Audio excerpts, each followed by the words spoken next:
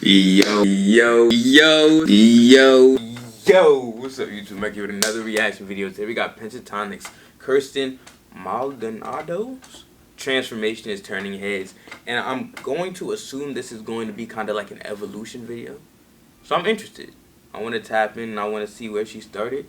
And I know where she is now, but like, yeah, where she started, where she was at the beginning, and then where she is now. So hopefully they'll take us through that. Let's get into it though. By now, pretty much all of us know Kirstin Maldonado, the incredible female vocalist of the a cappella phenomenon Pentatonix. But do you know the story of her life and how she achieved all of her success?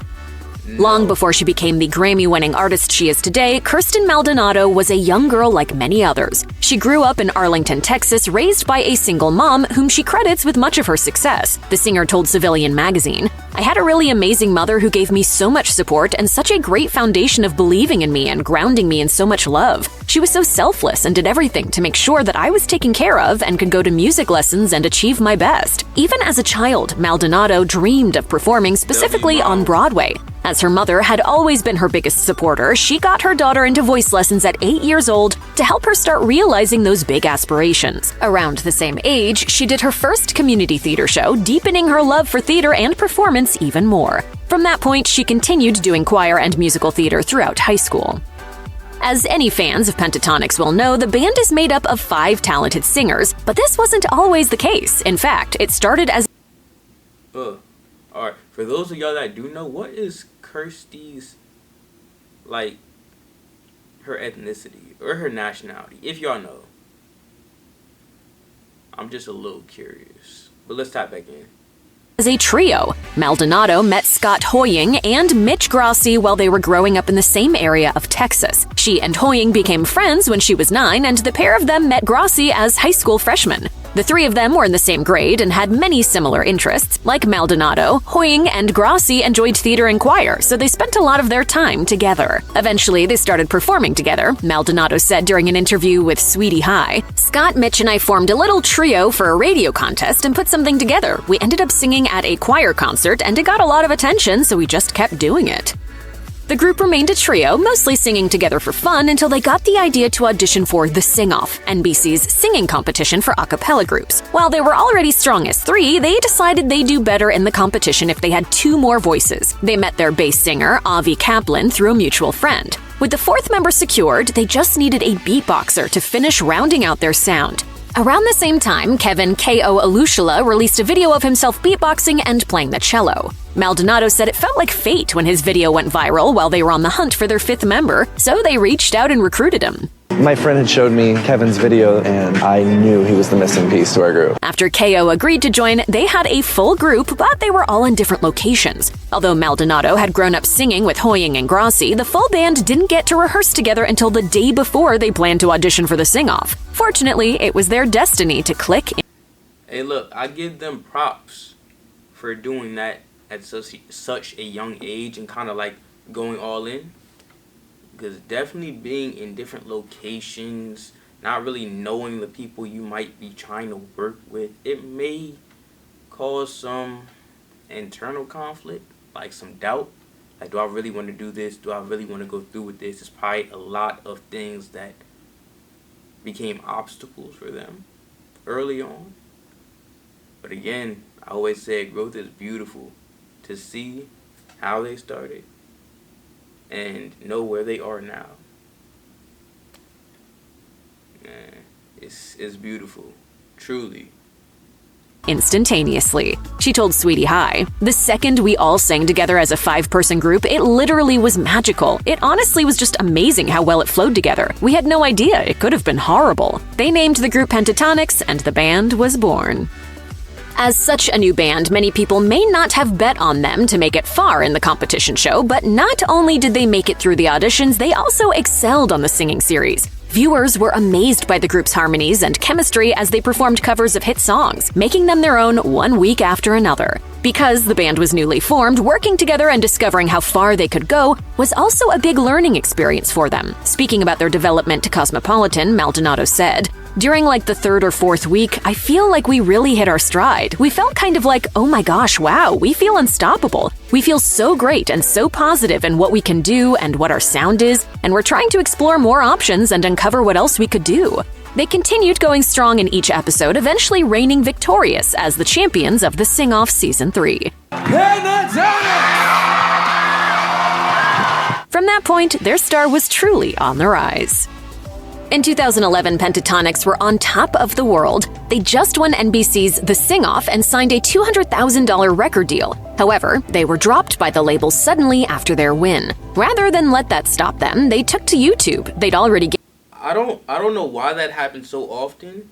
A lot of these people try their hardest to win these competitions and these shows for these record deals and to be put on with these big record labels, and like right after the show, things just never work out, or they sign a deal that is terrible. Like it might look good initially, but down the road, it really hurts them. I wonder why that is. I don't know. But again, let's continue. Gained some following from the Sing-Off, and posting videos of their covers brought them to a broader audience. They released their first EP in 2012. Like their YouTube music videos, PTX Volume 1 featured their a cappella covers of popular songs such as Starships and We Are Young. It hit number 14 on Billboard's 200 chart, and they didn't stop there. The band released PTX Volume 2 a year later, which charted at number 10. Then, the band had their first chart-topping album in 2015 with the self-titled Pentatonix. Unlike their EPs, the 2015 release was a full-length studio album. It also featured mostly original songs along with a few covers. This was a change from how the band had started out and displayed more of Maldonado's and the rest of the band's talents, not just as vocalists but as well-rounded musicians. So, y'all lucked out being able to find each other and to have such a musical syncing. Get Covered New Jersey offers quality, affordable health coverage. 9 in 10 get financial help, and many can find a health plan for $10. Continuing to make a name for themselves in the music industry, Pentatonix achieved an impressive feather in their cap when they won their first Grammy in 2015. The band won Best Arrangement for their cover of Daft Punk. Winning a Grammy is an incredible accomplishment for any band, and it was especially exciting coming just a few years into... Winning a Grammy performing a cover is insane. Like, I've truly never heard of that before this video. I wonder if they are the first to do it, though. I know artists make remixes of songs all the time, or sample a song, and it goes, like, platinum, gold, diamond. But, like, a full-on cover, same song, just your own flavor on it. And then to win a Grammy off of that, it's crazy. It's crazy. To their career for a band that had risen to prominence mainly on YouTube. During their acceptance speech, Maldonado took a moment to thank everyone who'd helped her and her bandmates to come as far as they had. She said, "I'd like to thank my mom for all her support throughout these years, my entire family, my friends, everyone that's always supported us." She went on to give a special thank you to the fans, saying, "Obviously, we wouldn't be here without all of them, and this is just such an incredible dream." And if anyone thought their first Grammy win was a fluke, the band went on to win the same category the very next year for their rendition of Dance of the Sugar Plum Fairy. Their cover of Jolene awarded them Best Country Duo/Group Performance another year, and they've had 2 other nominations as well. After making their debut on the Sing-Off and growing their audience on YouTube, Pentatonix was quickly becoming a globally recognizable music group. Speaking to the Oklahoman in 2016, Maldonado credited a lot of the band's success to using YouTube as their primary platform. She explained, "A lot of our videos in the past have gone viral. YouTube has been super instrumental in our success as well because I think there's something really important about seeing and hearing what we're doing." But viral internet success doesn't always lead to making it mainstream. With so many creators on social media, we've all seen people blow up online only to drop off the radar. According to Maldonado, bridging the gap between internet stardom and mainstream success wasn't easy. When asked by Hollywood Life if she had any advice for other musicians who are trying to follow a similar path, she said, Keep persevering. A lot of people get bogged down by everything going on, and so many people are trying to do the same thing. So find your niche and stick with it. Stay true to what that is and create your own unique brand of what you are. Maldonado made a risky move in her music career when she put out her first solo work in 2017. This didn't mean she was breaking away from the band. She was just trying out her own sound and project. But it was a big departure for someone who'd made a name for herself as part of a 5-part a cappella group to release non-a cappella solo work. She told Hollywood Life, "I want the entire EP to be a journey. It's my journey of how I've grown, and I think you can feel the change of perspective from Break a Little to the last song." Working on a solo album was a very different and exciting experience. She told Build that her process differed from how she and the I think I've reacted to one of her solo songs, but if y'all want me to react to more, let me know. Suggest, request all the songs that y'all think that I would like, and give me y'all favorites too. So, because honestly, until just now, I kind of forgot, but I do remember reacting to at least one. So if y'all want to hear more, just let me know. Or see more, let me know. The others put together an album for Pentatonix. And with this, I had no expectations. I kind of just went in, and the team I was writing with was really, really amazing, and it was really organic. The sound she said she naturally gravitated to was more dark than she'd done previously. She explained, "I like very deep, moody things, and so I feel like my music is kind of deep and moody." As we mentioned before, Maldonado's original dream was to be on Broadway, but her music career took a turn, with Pentatonix bringing success in a way she hadn't imagined and keeping her very busy. Still, Maldonado did eventually find her way to that hollowed stage. In 2018, she made her Broadway debut playing Lauren in Kinky Boots. Even before she was cast, Maldonado was a fan of the show, which made joining the production all the more exciting for her. It's actually the show that I've seen the most on Broadway, not because I was going to be in it, but just because of the show and the people that were starring in it that I wanted to go see. She said soon after joining the cast, "I am just so excited to be in the show on Broadway. It's something I've always wanted to do. Everyone that I've met has been super amazing, super friendly, super kind. And I'm only like my 3rd rehearsal in, but I'm like geeking out." Performing on Broadway was a huge milestone for the singer, who said she hopes to do more acting in the future. She told Forbes, "Even before Pentatonix, I always thought that I would be out here in New York doing Broadway and doing musical theater. That was what gave me the passion for music in the first place, so it's been really, really cool."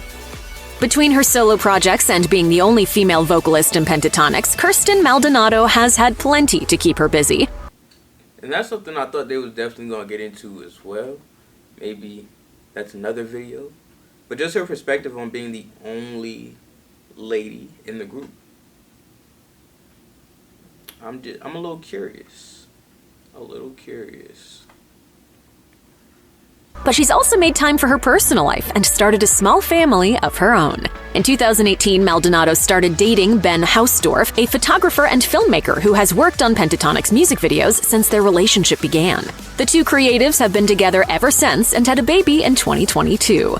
In an Instagram post announcing their daughter's birth, the singer shared that the delivery had been unexpected and difficult, but was more than worth it. She wrote in the caption, "We are soaking up every beautiful, perfectly imperfect newborn moment. Every late-night cuddle, feed, cry is all worth it with our sweet baby and my perfect partner in crime." She continued, addressing the message to her newborn, "Eliana Violet, your mommy and daddy feel so lucky to have you and love you so much, it's insane. We had no idea our hearts could expand this much. You are worth everything and more. Welcome to the family, sweet Evie baby." Cover it up. That's what I did when I started losing my hair. Now I use Keeps, the easiest way for me.